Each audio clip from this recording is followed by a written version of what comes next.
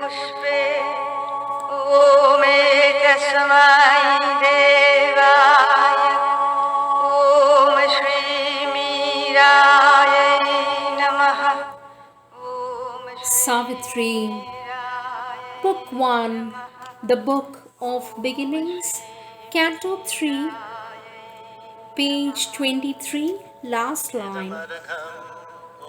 A being of the eternal smites his heart, his thought stretches into infinitude. All in him turns to spirit vastnesses. His soul breaks out to join the oversoul. His life is oceaned by that super life. He has sprung from the breast of the mother of the worlds. A topless supernature fills his frame. She adopts his spirit's everlasting ground as the security of her changing world and shapes the figure of her unborn minds. Immortally, she conceives herself in him. In the creature, the unveiled creatrix works. Her face is seen through his face, her eyes through his eyes. Her being is his through a vast identity. Then is revealed in man the overt divine. A static oneness and dynamic power descend in him, the integral Godhead seals. His soul and body take that splendid stamp. A long dim preparation is man's life, a circle of toil and hope and war and peace, tracked out by life on matter's obscure ground. In his climb to a peak no feet have ever trod, he seeks through a penumbra shot with flame a veiled reality, half known, ever missed, a search for something or someone never found, cult of an ideal never made real here, an endless spiral of ascent and fall until at last is reached the giant point through which his glory shines, for whom we were made, and we break into the infinity of God. Across our nature's borderline, we escape into supernature's arc of living light. This now was witnessed in that Son of Force.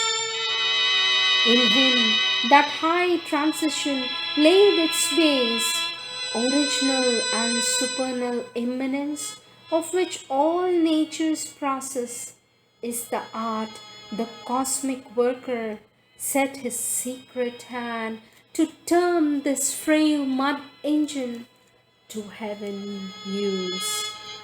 A presence wrought behind the ambiguous screen, it beat his soil to bear a Titan's way, refining half-hewn blocks of natural strength, it built his soul into a statued God. The craftsman of the magic stuff of self, who labors at his high and difficult plan in the wide workshop of the wonderful world, modeled in inward time his rhythmic paths. Then came the abrupt transcendent miracle. The masked immaculate grandeur could outline at trivial in the occult womb of life his dream magnificence of things to be, a crown of the architecture of the worlds, a mystery of married earth and heaven, annexed divinity to the mortal scheme. A seer was born, a shining guest of time. For him, mind's limiting firmament ceased above. In the griffin forefront of the night and day, a gap was rent in the all concealing vault. The conscious ends of being went rolling back. The landmarks of the little person fell. The island ego joined its continent.